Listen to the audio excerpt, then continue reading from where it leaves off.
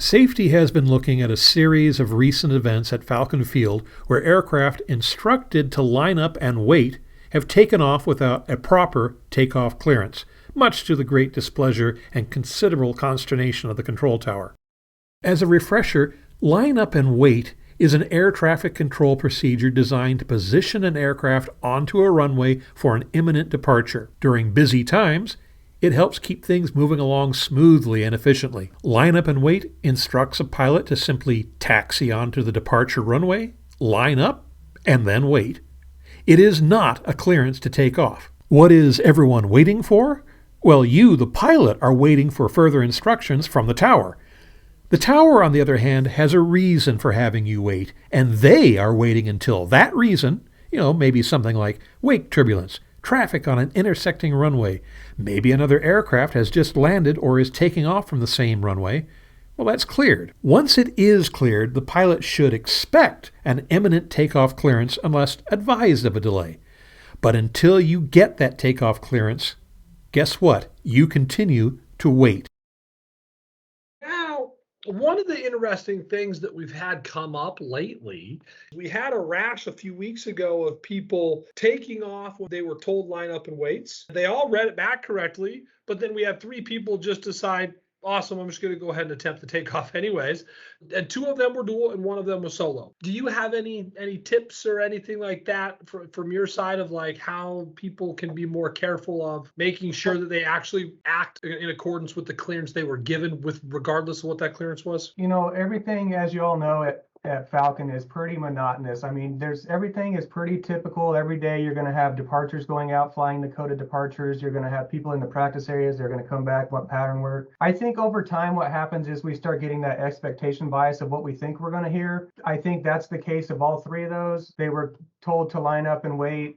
Maybe they just heard the runway 4 right, whatever, runway 22 left, line up and wait. I think they're already have their mind 3 steps ahead, and in the situation they just get out there and they can't remember, or they just depart. As the airport gets busier, it's even more important now to completely focus on what the tower's saying, and that's a two-way street for us to to listen to what y'all are saying too, because it happens to us quite a bit. You're coming in from AJ, we're expecting one thing, and sometimes you request different stuff, so it's definitely a two-way street. But I just think as the busier it's getting, the more we have to just pay attention. And here's the other thing, like, if you're not sure, ask. Nobody's going to yell at you. If you say, hey, was I cleared for takeoff, or was I supposed to line up and wait? It's a quick 2-second transmission for us to give you the answer for that. I think that's one of the ways we could fix that problem. One of the things I always do when me or a student I'm flying with or an instructor I'm flying with, whenever we're told we're number one and we make our request, whatever it is, clear for takeoff or line up and wait or hold short,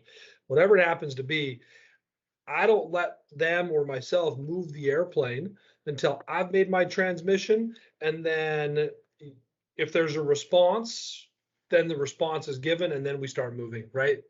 And then that way, hey, I'm ready for takeoff, 22 left, right? Oxford, whatever. Hey, Oxford, 22 left, line up and wait. 22 left. Okay. Oxford, whatever, 22 left, line up and wait. Boom. Now I'll start moving.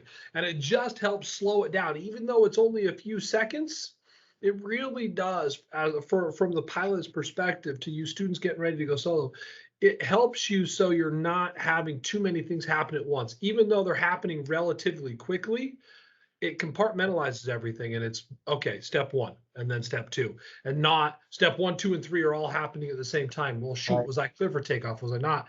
Right. So it really does, to your point, Chris, it helps slow things down. It helps you. But again, the one thing to not do is if you get onto that runway and you think to yourself, shoot, was I clear for takeoff or was I not? Don't advance the throttle. If you have a question in your mind, stay stopped and ask. They will respond, right? You guys will tell us it's okay. Take the extra 2 seconds and don't make a situation worse by assuming. Never assume. Correct. Well, we expect that too. Like I said, there's a lot of training going on here, and there's training in the cab too. So, Yep. If you're in doubt, ask. Yeah. Yeah, absolutely. One thing I might want to add to that too is that if you're a new student and you have doubt, try not to freeze up. The biggest thing that you need to do is to go ahead and ask those controllers what you want them to do or what they want you to do, and don't freeze up. Just go ahead and talk to them, and they'll let you know what they want you to do. So I guess that's one of the most important things. Don't freeze up. Just go ahead and ask them. Absolutely. Yeah.